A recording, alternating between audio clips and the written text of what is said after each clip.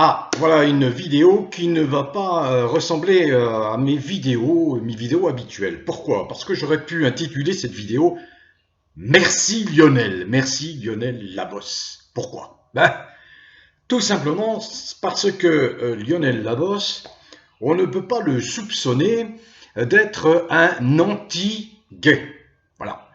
Il a un parcours qui plaide en sa faveur, puisqu'il a soutenu, défendu la cause des homosexuels en France. Il l'a fait à sa façon, c'est-à-dire de façon humaine, pédagogique, essayant de faire comprendre aux uns et aux autres qu'il fallait vivre en bonne harmonie et non pas stigmatiser en permanence, en particulier, la communauté gay. Si on peut appeler les homosexuels une communauté, ça me choque un peu, mais bon, bref. Mais voilà, depuis quelques années, ces gens-là se croient tout permis. Comme on dit de façon prosaïque, ils ne se sentent plus pissés. Pourquoi? Parce qu'ils n'ont pas compris qu'ils étaient manipulés par des forces supérieures qui ont bien saisi l'opportunité du malaise de ces personnes pour les enfermer dans un combat absolument insensé à partir d'affirmations très fantaisistes, spécieuses, fumeuses, de pseudo-psychiatres qui ont décrété qu'il n'y avait plus de genre sur la planète, qui ont décrété que les sexes ça n'existait plus, que ça n'existe pas, que tout ça c'est des chimères. Bon, Alfred Kinsey par exemple, très peu glorieux, puisque en réalité d'éminents spécialistes, des psychiatres, des pédopsychiatres, des observateurs avertis, le traitent carrément de pédophile. Pourquoi? Parce que l'intention d'un certain nombre, qui appartiennent à ces milieux très friqués, leur intention, c'est de se dédouaner de leur pulsion criminelle en direction envers les enfants, c'est-à-dire de leur pulsion pédophile. Bien évidemment, il ne s'agit pas de mettre tout le monde dans le même sac, sauf que se sont affirmées des associations qui brandissent en permanence des bannières qui sont des bannières qui vont à contre-courant de l'ordre naturel des choses. Alors inévitablement, il se produit ce qui s'est produit récemment à travers quelques épisodes. Je prends l'épisode du port de la flamme, des flammes olympiques, puisque ça, c'est un relais. J'ai fait une vidéo là-dessus en expliquant, mais voyons, est-ce que c'est bien la place de ces personnes qui veulent utiliser la vitrine des JO pour essayer d'imposer leur vision de la vie, en réalité qui utilisent les JO comme une plateforme de propagande pour expliquer que ils sont parfaitement dans leur droit de vouloir multiplier les pains, etc., etc. Bon, il s'est passé quelque chose qui n'a pas plu du tout à la masse, aux gens, aux gueux comme moi, voilà. Et cerise sur le gâteau, alors là, je veux dire que ça a provoqué des réactions, mais quasi unanimes, le concours de l'Eurovision. Bon, j'ai placé dans le fil de ma communauté un petit sondage pour savoir si vous étiez d'accord avec la prise de position extrêmement dure et sévère de Ségolène Royal, qui a vertement dit sa façon de penser, grossièreté, vulgarité, exhibitionnisme, bref, un spectacle affligeant, lamentable. Tenez-vous bien, en à peine 2 jours, près de 4000 votes, 99% de ceux qui ont voté disent on est d'accord, c'était lamentable, un spectacle pourri. Qu'est-ce que ça a à voir, toute cette débauche, cette exposition, cet exhibitionnisme avec un concours dont on se souvient qu'il était une marche vers la notoriété, vers la gloire, pour des chanteurs ou chanteuses dans les années 70, 80, bon bref, qui étaient regardés partout en Europe avec beaucoup d'attention, d'intérêt. Bon, on en est très très loin. Alors là, il y a une explosion par rapport à cet excès. Donc, enfin, une prise de position nette, claire, un papier dense que l'on doit à Lionel Labosse. Lionel Labosse, un intellectuel, un prof, à qui on ne peut pas reprocher d'être malhonnête. Au contraire, il est particulièrement objectif, puisqu'il a milité, vous allez découvrir, parce que je vais mettre le lien, et je vous invite vraiment à lire la totalité, jusqu'au bout, son intervention. On ne peut pas le soupçonner d'être quelqu'un de malhonnête, il est parfaitement objectif, parce qu'il a milité pour la cause gay. Et il s'est rendu compte, au fil du temps, que cette cause avait été récupérée, c'est ce que je disais en introduction de mon propos, par des gens qui n'ont pas du tout comme intention de protéger les homosexuels, pas du tout. Ils ont simplement l'intention de les instrumentaliser, et c'est ce que l'on voit avec la multiplication de ces manifestations dans des cadres qui sont des cadres qui ne correspondent pas, qui n'ont pas à voir l'intervention, comme c'est le cas avec la flamme olympique ou le concours de l'Eurovision, à voir ces manifestations, ces événements envahis par des militants fanatiques, il faut le dire, fanatiques, qui nous font penser, qui me font penser à une résurgence de l'Inquisition. L'Inquisition, vous savez, l'Église catholique n'a pas toujours été drôle, entre guillemets. Elle a inventé ce qu'on appelle l'Inquisition. Elle a défini ce qu'était l'hérésie, c'est-à-dire ceux qui risquaient de créer, mais c'est arrivé, un schisme au sein de l'Église catholique. On l'a vu, le schisme, malgré les atrocités commises par la papauté, les papautés qui se sont succédés du XIIe siècle jusqu'au milieu du XIXe siècle, eh bien, ces atrocités, par exemple, le massacre de la Saint-Barthélemy le 24 août 1572 n'ont pas empêché le schisme, la naissance d'églises réformées, de protestantes, etc., etc. Mais pendant 3-4 siècles, eh bien, les inquisiteurs semaient la terreur pour pourchasser ce qu'ils appelaient les hérétiques. Or, aujourd'hui, à quoi est-ce qu'on assiste? Mais on marche sur la tête, parce qu'on est tous menacés, parce que, je l'ai expliqué dans certaines vidéos, le corpus législatif est complètement gangréné de lois superfétatoires qui octroient des droits supérieurs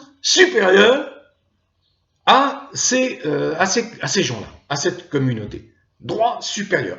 Ce sont des lois, hors la loi, qui sont même en infraction avec certains articles du Code pénal, en tout cas du Code de procédure pénale, je pense à l'article 2 du Code de procédure pénale. On assiste depuis des décennies, là, à un diktat permanent, à ce qu'on appelle une inversion accusatoire, amplifiée par l'arrivée d'un Macron, d'un déviant, mais qui est plus qu'un déviant, c'est un psychopathe maintes et maintes fois décrit pour ce qu'il est. En tout cas, tout ce que l'on sait, c'est qu'il continue à causer des dégâts énormes à la France, aux Français, même si une trop grande partie se comporte en moutonnier, ne réagit pas. Une bonne partie est amorphe, endormie par des merdias sans nom, des agitateurs qu'on ne décrit plus, des Hanouna, des ceci, des cela. Mais voilà, il est une règle, si on peut appeler ça une règle, qui dit que quand on pousse le bouchon trop loin, eh bien il faut s'attendre à un retour de bâton cinglant. Eh bien oui, parce que vous ne pouvez pas, quand vous êtes une minorité, tenter en permanence d'imposer à la grande majorité des gens, des hétérosexuels, imposer vos vues. Parce que les hétérosexuels ne se reconnaissent pas, même si ils font avec des tendances qui ne correspondent pas à l'hétérosexualité, même s'il y a beaucoup d'acceptation, de tolérance. Moi-même, j'ai des amis homos, j'ai eu des amis homos très chers avec qui j'ai partagé des moments intenses dans le métier, etc., etc. Mais à partir du moment où vous avez des gens qui se sont autoproclamés défenseurs, représentants de la cause, et qui se comportent comme des inquisiteurs, et qui sont soutenus dans leur démarche par des gens aux arrière-pensées très troubles, obsédés par l'idée qu'il faut absolument légaliser la pédophilie pour éviter la prison à nombre de gens qui sont partie prenante dans des réseaux de pédocriminalité. Voilà le problème. Donc ces gens sont récupérés. Voilà, ils sont récupérés et on leur fait cracher des slogans qui choquent, qui troublent, qui déstabilisent le commun des mortels. C'est ce que l'on a vécu avec, me semble-t-il, le fort rejet, la répulsion qu'a suscité ce concours de l'Eurovision. Bien sûr que si c'est cela, eh bien il faut s'attendre à un retour de bâton. Je prédis même une lame de fond qui va créer non pas ce qu'attendent les homos, mais exactement le contraire, c'est-à-dire réanimer, réactiver ce que eux ils appellent, d'un mot qui est un contresens total, l'homophobie. La phobie, c'est un suffixe que vous pouvez coller à tout ce que vous voulez à partir du moment où vous n'êtes pas content. Par exemple, je me suis amusé à un moment donné à faire une petite vidéo en disant « Oui, moi je n'aime pas les chats. J'adore les chats, hein, mais bon. Eh bien, je suis un chatphobe. Et je demande aux parlementaires, aux députés de voter une loi contre la chatphobie. Et on décline comme ça. Ça n'a aucun sens, c'est complètement ridicule. C'est complètement ridicule. Encore une fois, sur le fronton de toutes les mairies des 36 000 communes de France est inscrit la devise de la France, liberté, égalité, égalité et fraternité. Et donc toutes les lois qui ont été votées, elles protègent indistinctement hétéros et homosexuels. Personne n'ayant pas les comportements de la masse. Le législateur n'a pas fait le distinguo à partir du critère de l'orientation sexuelle. L'égalité, elle a toujours concerné tout le monde. Il n'y a pas de ségrégation, il n'y a pas de discrimination. Or, les lois qui gangrènent aujourd'hui le corpus législatif créent une ségrégation, une discrimination vis-à-vis de la masse des hétéros. Et oui, pourquoi accorder des droits supérieurs, supplémentaires à une minorité, encore une fois, qui est tout à fait respectable. On ne doit pas juger les personnes en fonction de leurs orientations sexuelles. Mais qu'est-ce que cette histoire-là? Or, ces gens font du tapage à propos d'eux, mais dès lors qu'on commence à émettre des avis, des critiques, ou même lorsqu'on fait un peu d'humour à leurs propos, immédiatement, oh, on vous signale là. Alors merci, je termine mon propos. Merci à Lionel Labosse. C'est un tournant, ce qu'il a écrit est une bombe, réellement une bombe, à l'endroit de ceux qui, aujourd'hui, se comportent comme des inquisiteurs. Mais de quel? Et il s'appuie sur un événement scandaleux. Imaginez un peu, qu'on partage ses points de vue ou non, Alain Soral, qui est un penseur, un philosophe, c'est quelqu'un qui fait réfléchir, au moins il a ce mérite. Hein. On peut ne pas être d'accord avec ses prises de position, ses points de vue, mais il évolue. A été emprisonné. Pour quel motif? Pour homophobie. On marche sur la tête. Vous avez des criminels Prenez par exemple tous ces hommes politiques célèbres, je ne veux pas donner les noms, hein, qui cumulent les condamnations, qui cumulent les infractions, qui cumulent les délits, pour certains les crimes, qui sont tranquillement chez eux. Alors certes on dit oui, ils ont un bracelet, machin, etc. Mais c'est quoi cette justice? C'est quoi? Qui se fait complice en appliquant, bon c'est en Suisse que ça se passe, mais ça pourrait très bien se passer en France, en appliquant des lois qui sont des lois hors la loi. Or, qu'est-ce qu'une loi? Je vous renvoie à Montesquieu. Une loi n'a pas de sens si elle n'est pas motivée par un esprit, c'est ce qu'on appelle l'esprit des lois. Or, ces lois superfétatoires, totalement ségrégationnistes vis-à-vis de la masse, n'ont absolument aucune justification puisque des lois protectrices existent pour tous les citoyens, quels qu'ils soient, quel que soit leur sexe, leur religion, voilà. Donc, voilà le problème. Vous donnez ça à des gens au bulbe indigent, vous allez finir par renvoyer en prison tous les gens qui ont le malheur de simplement s'exprimer. Or, quand on sait que Macron, l'Union européenne, massacre la liberté d'expression avec un Thierry Breton complètement azimuté, ce type-là, azimuté, il n'est pas le seul, hein. Rendez compte, vous n'aurez plus le droit de vous exprimer, ni de faire de l'humour. Vous allez être automatiquement ciblé, poursuivi. Donc voilà l'écueil dans lequel sont tombés des gens s'éloignant de la défense originelle, justifiée de la population gay.